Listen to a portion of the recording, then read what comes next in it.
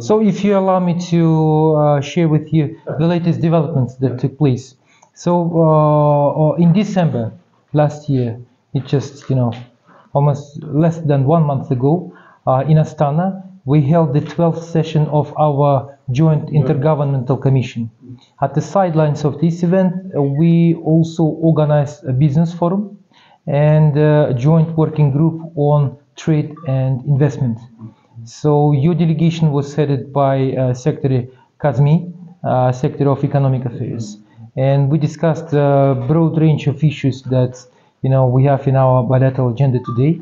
In general, I must say that our relations are growing, our ties are strengthening, and on regular basis we have different events, different visits. Last year alone, let me share with you just some key events that took place. So in April last year, for the first time, we established the Kazakhstan House in Lahore. Okay. It's a kind of single window solution and the first ever Kazakhstan House established in your beautiful country. Then next month, in May, we organized for the first time our joint military technical cooperation commission, and a delegation from Kazakhstan arrived for participation in this very important event in collaboration with the Ministry of Defense Production. We now, are exploring the opportunities for developing our partnership in this very important area.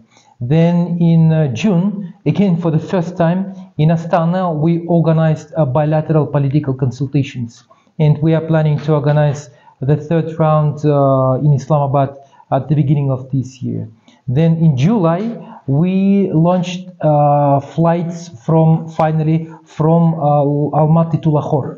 Yes, now we have direct flights. Due to the low passengers traffic, it is not operational now, but they are planning to resume their flights after Ramadan, summer in April. Then, in August and in next months of last year, we held a number of different activities, events dedicated to developing our cooperation in different areas. For example, we are also developing our cooperation in sports diplomacy. Last year, we signed MOU between our federations on taekwondo, tennis, golf, and mountaineering. And a golf federation delegation from Pakistan have already participated in one tournament organized by our site in Almaty. And now we expect our golfers to visit your beautiful country. The good thing, for example, about golf is that when in our country, due to the weather conditions, our golf courses are not operational, they can come to Pakistan and they can enjoy beautiful weather, stunning nature, and your excellent golf courses, developing their skills. So my future plans are to diversify. What I'm saying is that we have to develop and activate each and every area, sector, which could be mutually beneficial. And I always say that we should not be limited only to our economic and trade relations. Of course, it is very important, and no doubts. And we are very, we are paying a very special attention to this area. But apart from that, as I said, for example, we are developing sports diplomacy. We are developing cultural ties. As the outcome of the 12th session of our Joint Intergovernmental Commission, we signed 2 MOUs on tourism and culture. I met with the Minister of Heritage recently, yes, with His Excellency Jamal Shah. When I was in Astana, I met with his counterparts from the Ministry of Culture. So the idea is to organize cultural events this year and next years. We want to invite our musicians, we want to invite our performers, our artists, our painters. We want to invite our museums for organizing exhibitions. And when it comes to cultural ties, why I'm so focused on this area, the main reason is that in the past we used to enjoy very brotherly bonds between our regions. It is not only about Kazakhstan and Pakistan. It is about Central Asia and South Asia. We need to revive those relations. In fact, we have so many things in common. But to show these commonalities, we have to develop these relations. I mean, cultural ties, and through developing our cultural diplomacy, we can show our communities, our societies, how many things we have in common, and that we are not just neighbors in the region, but we are brotherly nations. Yes, and I'm fully agree with you that this area is extremely important, and we will be developing cooperation. Our president, in his State of the Nation address, which was delivered on the 1st of September last year, he mentioned that we have to, for example, develop our defense industry. And it is well known that Pakistan is in top 10, in terms of defense industry, equipment. Yes, your army is in top 10 in, one of the strongest armies in the world. So we would love to, to explore. We would love to learn from you. You have great experience, and I think that it will be mutually beneficial. You see, the thing is that this is the issue that we need to address: lack of information. Our business people, they know little about the business opportunities that you have here in Pakistan.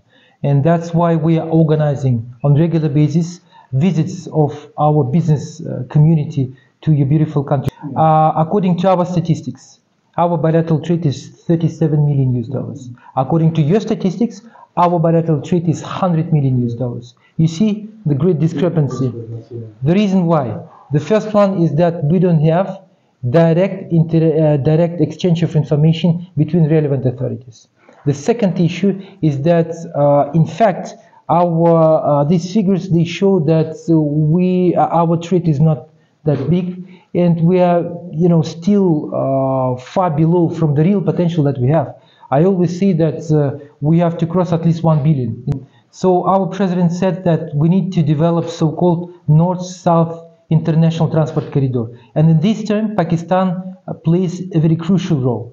What we could do, and what we should do, we should first of all develop connectivity between our countries, and connectivity is a precondition to developing our bilateral trade.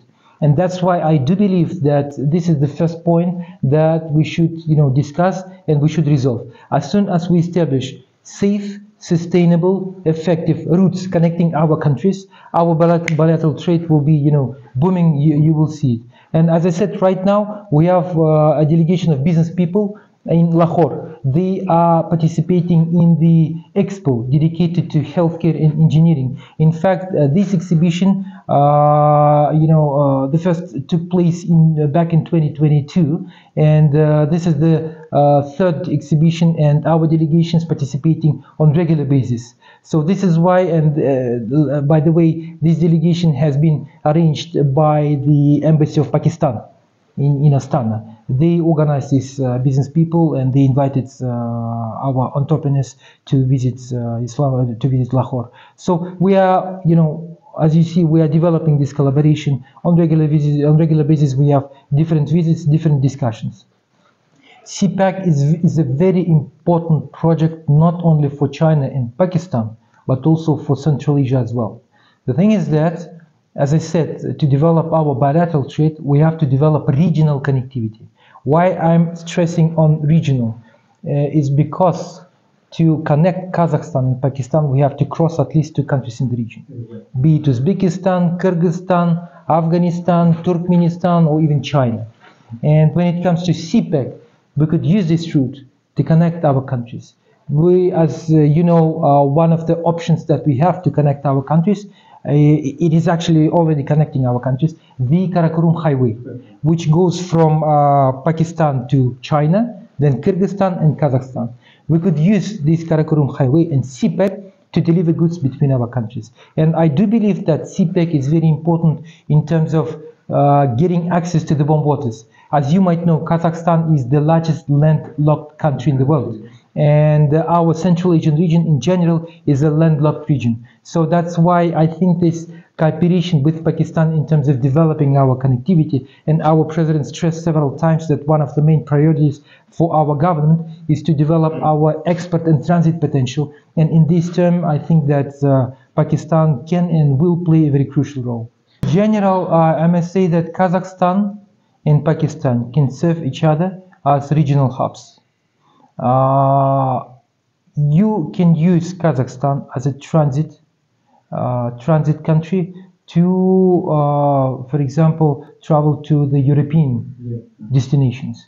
Kazakhstan has a lot of direct flights, to London, to Paris, Frankfurt, and many other destinations to many European countries. So through Kazakhstan, you can easily fly to the European countries, to China, and many others.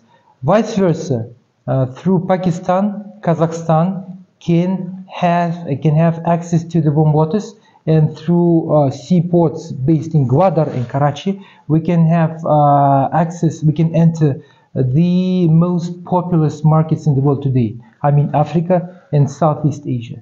And of course, developing this connectivity, we should engage our neighboring brotherly countries, namely Uzbekistan, Turkmenistan, and Afghanistan.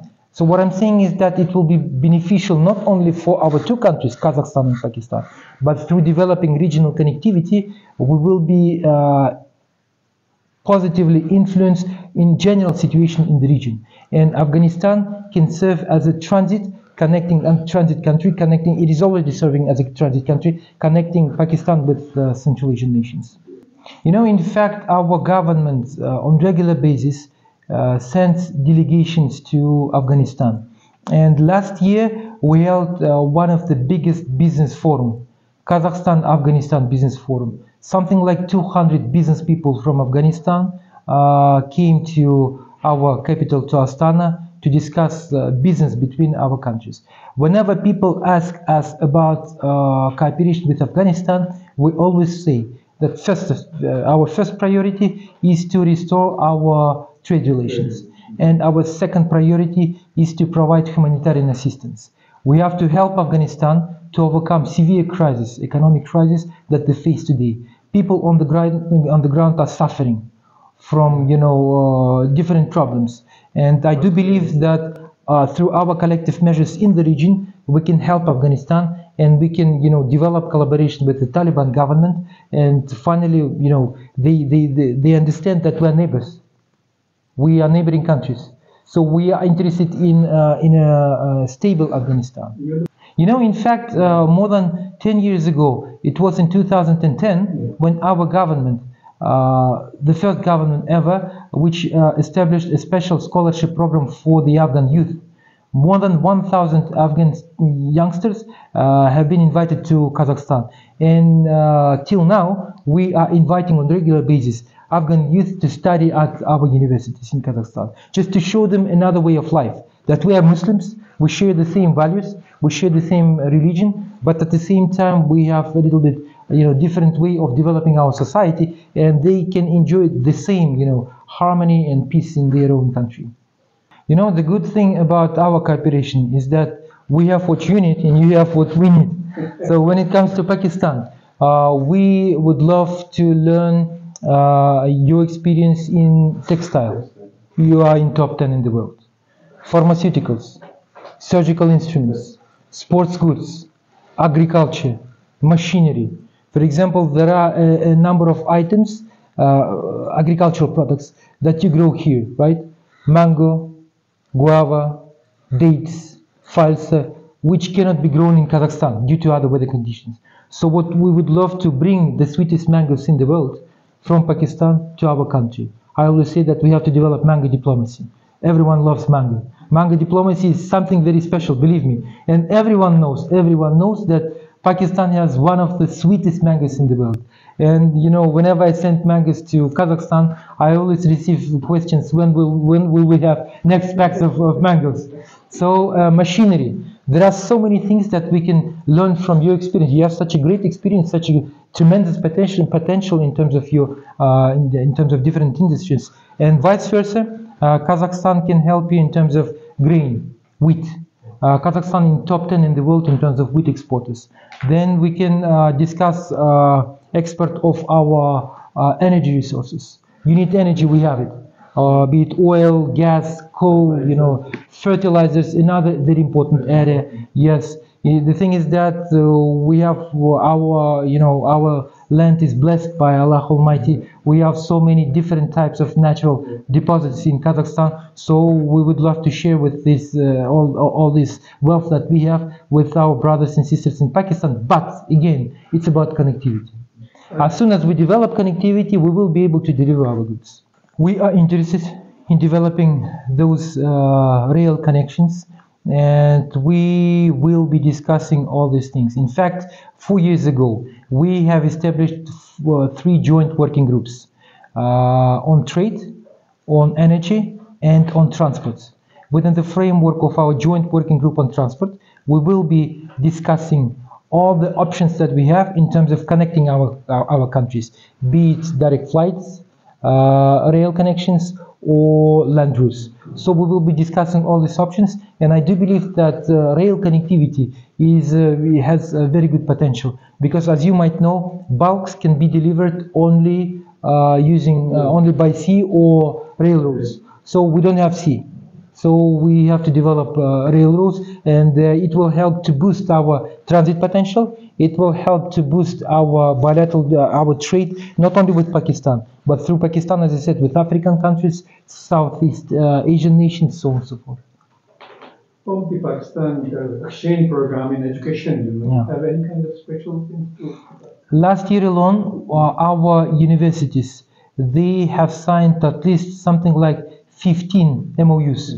So this is another very important area. Different universities of Pakistan? Different universities. University of Punjab, Namal, Qaid-Azam, Beacon House National University, so on and so forth. So we are developing these ties between our universities, because we believe it is well known that Pakistan is one of the youngest nations in the world. So our another very special attention should be paid to youngsters, and that's why this year during our talks, within the framework of our 12th session of Joint and Intergovernmental Commission, I suggested to establish one more joint working group on education and youth affairs, because it seems to me that a number of youngsters studying in our country will be growing. Because in terms of quality and price, we have one of the best proposal in the region, and quality of our education is growing, and it's really good. We are also working, collaborating with the Western universities, with the leading Asian universities, and that's why I think that you are absolutely right that we should develop our cooperation in education as well. And this year, hopefully, HEC, joined by the leading universities of Pakistan, will be visiting our country. As I said, we signed an MOU in tourism during our last commission, and within the next few weeks we are planning to organize online talks between Ministry of Interprovincial Coordination, which is responsible for developing tourism, PTDC, Pakistan Tourism Development Corporation, from your side, and from our side it will be Ministry of Sports and Tourism and Kazakh Tourism. This is our national company, the counterpart of the PTDC. So what we are planning to develop our cooperation in tourism. We want to invite our tourists to visit Pakistan as soon as we resume our flights from Almaty to Lahore. We expect delegations. Last year we invited very influential travel bloggers from Kazakhstan to visit Pakistan, and believe me, they were deeply impressed by the beauty of your country. And I think it was the right decision to start our flights from and to Lahore. Lahore is the cultural capital. So in terms of developing these cultural ties to our tourism cooperation, we are also planning to establish twin cities. For example, Lahore and Turkestan. Turkestan is a cultural capital of Kazakhstan, and in general it is considered as a cradle of nomadic Turkic civilization. And using this approach, twinning cities, we will be developing cooperation, for example, between our financial capitals, Karachi and Almaty, between our textile hubs, Faisalabad and Shymkent, fertilizers industries, Multan and Taras. So we are using different approaches, different instruments in terms of developing, strengthening, and diversifying ties between our countries. We have very good relations between our ministries of defense, On regular basis, we are organizing joint drills. We are sending also every year our officers to your NDU, National Defense University. Our national defense universities of Pakistan and Kazakhstan are cooperating very closely. So I would say that military cooperation is one of the most developed in our bilateral agenda. Yeah, sure. When it comes to our regional cooperation, I think that we should again activate each and every sector which could be beneficial for all sides. So when it comes to Kazakhstan, we will be more than happy to invite our Pakistani brothers to participate in these exercises and to strengthen ties between our countries in military area. So people-to-people ties are a very important factor for bringing closer our two brotherly nations. So I always say that for me, B2B, it is not only business to business, it is first of all brothers to brothers. So we should, develop cooperation. We should, explore business opportunities, what we have. We should learn more about our cultural heritage that we share. And, I believe that cooperation between Kazakhstan and Pakistan can be and will be beneficial for the entire region. And through this collaboration, we can bring our cooperation to new heights. I'm working on this issue as well. Yeah. Moreover, back in 90s, we signed an agreement on combating terrorism, drug trafficking, human trafficking, and other types of crimes, including organized crimes. Organized crimes groups. So we are planning to sign a brand new agreement this or next year. We're already working on this issue, and we are in favor of strengthening ties between our countries in terms of fighting against terrorism. Terrorism is a threat, and no one is safe. And terrorism is a threat which can be, I would say, counteracted only through collective measures. No country in the world can fight terrorism alone. So that's why we should develop collective measures. And I think that Pakistan, which is suffering from terrorism for so many decades, I think that through this collaboration, we should help each other, we should support each other, and we should, of course, exchange information to let each other know about the problems, about the challenges that we face in terms of countering terrorism. And I do believe that it is not only a kind of dimensional, bilateral dimension. It is, first of all, we should develop a regional approach in this time. Yeah. It's a beautiful country. People are very hospitable, stunning nature. So through collaboration between our media communities, we will be able to promote a soft image, a beautiful face of your country. Otherwise, today, people, unfortunately, most of, I would say mostly, are influenced by the news from the third side. And unfortunately, these news are not always positive. So that's why we should establish direct interaction and direct exchange of news. Because, whenever I visit different regions of Pakistan, I always feel that I'm treated not just like a guest, but like a brother. And it deeply impresses me, and it deeply touches me. So that's why I think that to develop people-to-people ties, we should also engage our media communities. And very soon, inshallah, we are planning to sign an MOU on cooperation on information. I met with Minister Salangi, I met with his counterparts in Kazakhstan, and it was agreed that we need to develop interaction between our TV channels, our radio, our newspapers, to raise awareness of our nations about the opportunities that we have. And the main message would be is that Pakistan is not a country of terrorism or extremism. Pakistan has many things, beautiful things to share with this world, and in particular with Kazakhstan. Thank you very much. My pleasure. Thank you so much for coming. Yeah, my pleasure.